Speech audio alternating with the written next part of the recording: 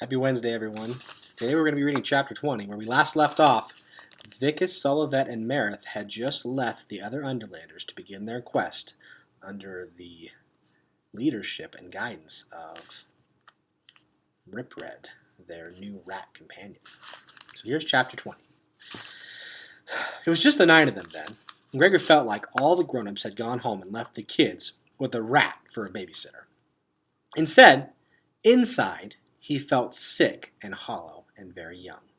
He looked around the group and realized there was no one he could turn to for protection. "We may as well get some rest," said Ripred with a big yawn. "Start fresh in a few hours."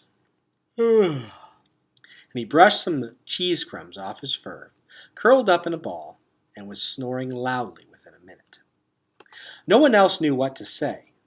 Gregor spread his blanket on the floor and called Boots over. "Go bye-bye?" asked Boots, pointing to the direction Vicus had departed. "They went bye-bye, Boots. We're going to sleep here. Betty-bye time." And he lay down on the blanket, and she curled up with him without protest. Timp and Tick positioned themselves on either side of them. Were they standing guard?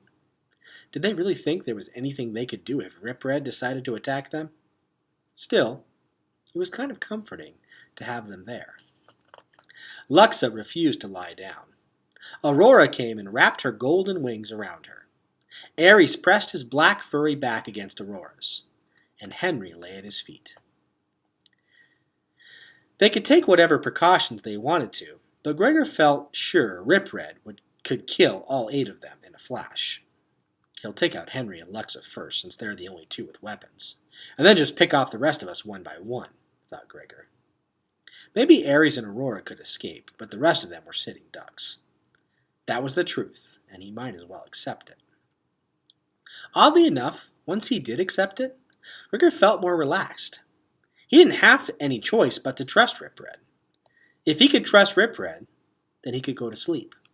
So he let himself drift off, trying to push the images of striped spider legs and jagged rat teeth from his brain. What a rotten day it had been.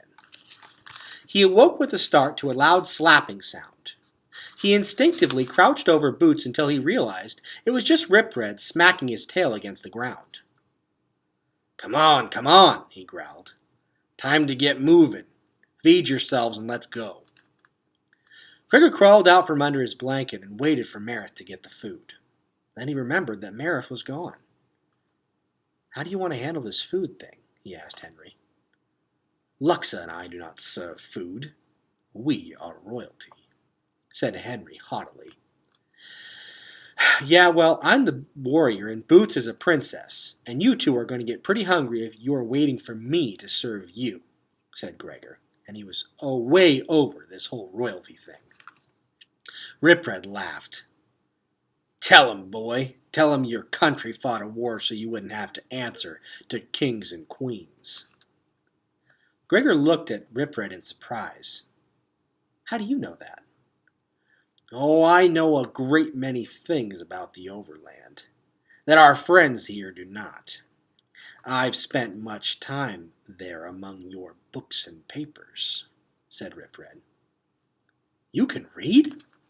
asked Gregor. "Most rats read. Our frustration is we cannot hold a pen to write. Now move, Overlander. Don't eat, but let's go," ordered Ripred. Gregor went to the packs of food to check out the supplies. It was mostly smoked meat, bread, and those sweet potato things.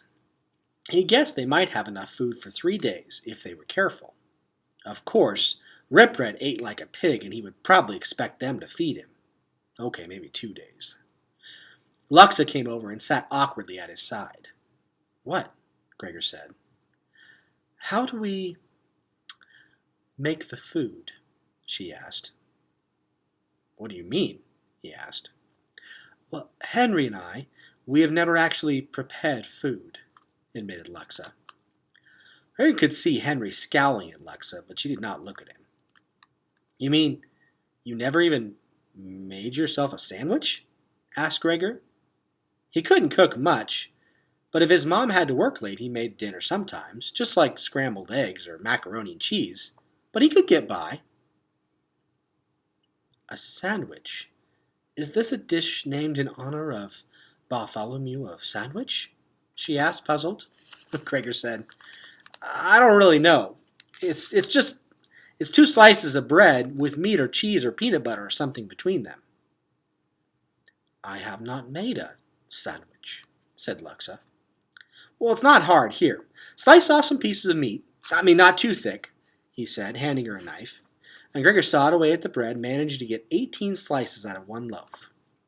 Luxa did a pretty good job with the meat, but then she was used to handling blades. He showed her how to assemble the sandwiches, and she seemed somewhat pleased with her accomplishment. She took 4 for herself, her cousin, and the bats. Gregor took the other 5. It'd be asking too much of her to serve Rip Red and the roaches. He roused Boots, and she started right in on her sandwich. Timp and Tick gave polite nods of thanks for theirs, and then Gregor approached Rip Red, who was leaning sulkily in the tunnel. He held out a sandwich. Here, he said. For me? Said Rip Red with exaggerated surprise. How very thoughtful of you. I'm sure the rest of your party would be happy to see me starve. If you starve, I'll never find my dad, said Gregor. Quite true, said Rip Red, popping the entire sandwich in his mouth. It's good we have this understanding. Mutual need is a strong bond. Stronger than friendship. Stronger than love. Do rats love? Said Gregor dryly. Oh, yes, said Rip Red with a smirk. We love ourselves very much. Figures, thought Gregor. He went and sat with Boots, who was polishing off her sandwich. More, said Boots, pointing at Gregor's uneaten sandwich. He was ravenous, but he couldn't let her go hungry. He started to break her sandwich in half when Temp delicately pushed his sandwich in front of Boots. The princess may eat mine, said Temp. You need to eat too, Temp, objected Gregor. Not much, said Temp. Tick will share her food with me. Her food? So Tick must be a girl roach. He will share with me, said Tick. And Temp was a guy. Not that it made any difference to Gregor, it was just one more way he could avoid insulting the bugs. Since Boots had already munched halfway through Temp's sandwich, Gregor accepted. He'd try to give them part of his food at the next meal.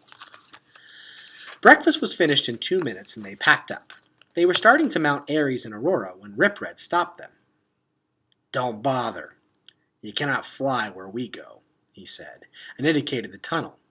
It was barely 6 feet high and only a few feet wide. We're going in there? Isn't there another way to get to my dad? Asked Gregor.